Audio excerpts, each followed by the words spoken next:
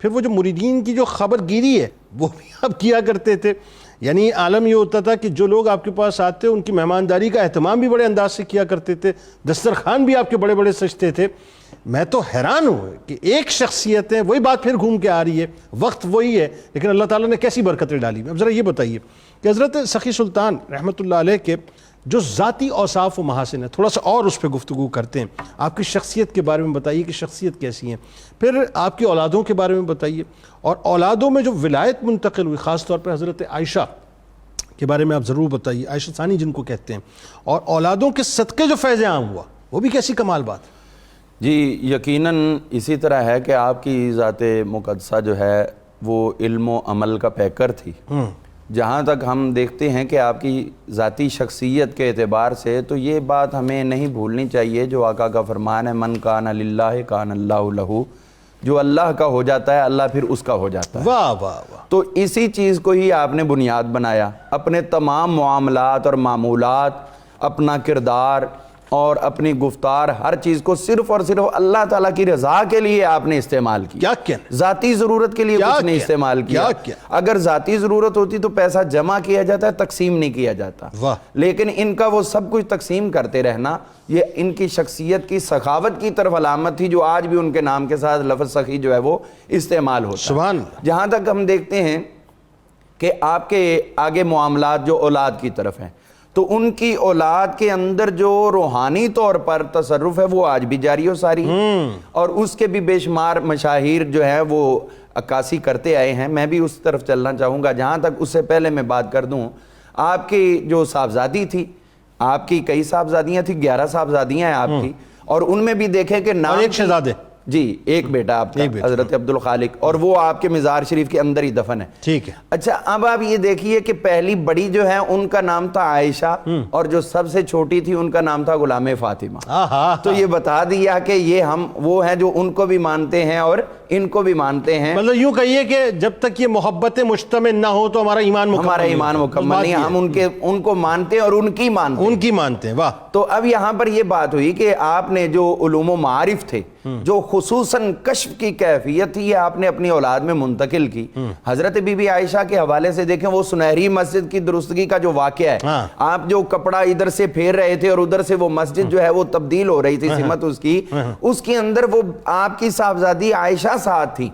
تو اس کرامت کو آتے ہیں ڈیٹیل میں, مجھے ذرا اولادوں کے بارے میں بتائیے. میں اشارہ کرنا چاہ رہا ہوں کہ وہ بی بی عائشہ جو تھی انہوں نے ہی آپ سے کہا کہ ابا جی وہ سیدھا ہو چکا ہے. یعنی باپ کی موجودگی میں بیٹی کا کشف دیکھے کہاں تک. اسی طرح ہم دیکھتے ہیں کہ حضرت بی بی عائشہ جو تھی, ان کا ایک دفعہ لوگوں نے دیکھا کہ جسم مقدس جو ہے وہ اوپر چھت کی طرف گیا, پھر نیچے آ گیا, پھر اوپر گیا, پھر نیچے آ گیا. لوگ حیران ہو گئے, بھی یہ تو آرام کر رہی ہیں اور یہ جسم اوپر نیچے چھت کے ساتھ جا کے واپس کیسے آ رہا ہے. جب ان کا آرام ختم ہوا, نیند سے بیدار ہوئی, تو لوگوں نے پوچھا کہ یہ کیا کیفیت آپ کی, ہم نے دیکھی. اور میں تم نے دیکھا ہے؟ انہوں نے کہا دیکھا. انہوں نے کہا میرے ساتھ تو خواب میں ہو رہا تھا. وہ کیا ہو رہا تھا؟ انہوں نے کہا حضور غوث پاک رضی اللہ عنہ کی جب عالم امثال میں کچہری لگتی ہے تو آپ کی پاپوش مبارک سنبھالنے کا شرف مجھے حاصل ہوتا ہے. تو آج کچھ اور بھی لوگ تھے جو چاہتے تھے کہ یہ شرف ان کو مل جائے, تو میرا ان کے ساتھ تکرار تھا. یہ آپ کی صاحبزادی, آپ کی اولاد کے اندر جو ہے علوم و معارف کا اور کشف کا منتقل ہونا. اور ایک بات میں اور عرض کرنا چاہوں گا, 1984 کے اندر 11 دسمبر, یہ حویلی لکھا ایک شہر ہے, اس کے ساتھ ایک گاؤں ہے حکومت گڑھ اس کا نام ہے. وہاں آپ کی اولاد میں سے جو اس وقت کے سجادہ نشین تھے, امیر علی ان کا نام تھا, سردار علی, یہ وہاں پر موجود تھے. یہ جاتے تھے اسی طرح لوگوں کو تعلیم و تربیت کرنا, لوگوں کو سمجھانا, علم کی طرف مائل کرنا. اور جنید صاحب ہوا یہ کہ وہ ادھر آرام کرنے لگے اور مریدین سے کہا کہ ذکر کرو. مریدین ذکر کرنے لگے اور یہ اوپر چادر لے کر لیٹ گئے. پھر اٹھے, کہتے تمہیں تو ابھی ذکر کرنا نہیں آیا, ایسے نہیں کرتے, اس طرح کرتے. وہ ساتھ ذکر بتاتے گئے کہ یہ کرو, اور مریدین نے شروع کیا اور وہ چادر اوڑھ کے لیٹ گئے. تھوڑی دیر بعد دیکھا تو حضرت کا وصال ہو چکا. یعنی یہ دنیا سے جاتے ہوئے بھی وہی سبق جو حضرت سلطان صاحب نے جاری کیا تھا, وہ اپنا دنیا سے رخصتی کا انداز بھی اختیار کرتے. اور اسی وجہ سے 21 جماعتیں آپ کے دور سے شروع ہوئی ہیں اور آج بھی جاتی ہیں. 9 مئی سے تقریباً شروع ہو جاتی ہیں آپ کے مزار کی طرف جانا.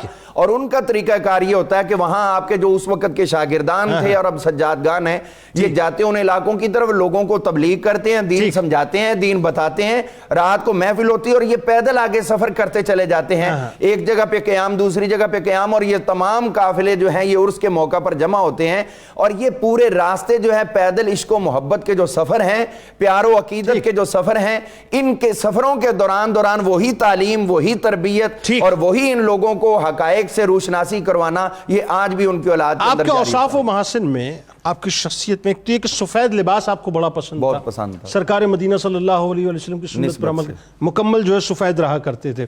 دوسرا یہ بتائیے، صبر و تحمل، بردباری، جو آپ کی عادات میں خاص طور پہ لوگوں کو معاف کر دینا، یہ ساری باتیں ذرا بتائیے نا لوگوں کو۔ جی، آپ کی ذاتی شخصیت کے اعتبار سے ہم دیکھتے ہیں تو سب سے پہلے ہمیں نظر آتا ہے استغنا۔ جتنا مال آتا ہے وہ آپ خرچ کرتے ہیں، توکل بہت زیادہ، اور پھر اس کے ساتھ ساتھ سب سے بڑی بات یہ ہے کہ آپ جو اپنے مریدین کو سبق بھی دیتے تھے اور خود اس پہ کاربند تھے، وہ کہتے تھے کسی سے نہ مانگو، اللہ سے مانگو۔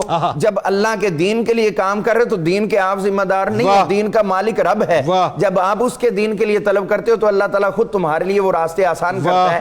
اسی لیے مخلوق خدا آپ کی طرف کھینچی آتی تھی، اور آپ کی آج کے سجادگان کے لیے جنید صاحب سے یہ سب سے بڑا سبق ہے کہ آپ نے اس وقت مال جتنا آتا تھا اس کو جمع نہیں کیا، اس کو تقسیم کیا۔ آج لوگ مالوں کو جمع کرتے ہیں، لوگ تو عقیدت میں دیتے ہیں، لیکن اکثر ترین جو ہیں وہ لوگ مال کو جمع کر کے خود فارن اکاؤنٹس میں جمع کروا دیا کرتے ہیں۔ یہ ان لوگوں کے لیے بھی جو ہے اللہ ہدایت دے، اللہ ماشاءاللہ جو لوگ کام کر رہے ہیں۔ لیکن ایک بات یہ ہے کہ ایک تو لوگوں سے ہمدردی بہت زیادہ آپ کے اندر تھی، دوسرا یہ کہ حرام مال پہ بڑی تنبیہ کیا کرتے تھے۔ دیکھیں جی، اس بات پہ تو آپ کے والدین نے آپ کو اسی چیز پہ لگایا، اور اسی وجہ سے آپ نے یہ چیز آگے جاری رکھی، اور جو شخص آپ کو مشکوک مال پیش کرتا تھا آپ کو فوری کشف بھی ہو جاتا تھا، اس کو رد بھی کر دیتے تھے اور اصلاح بھی کیا کرتے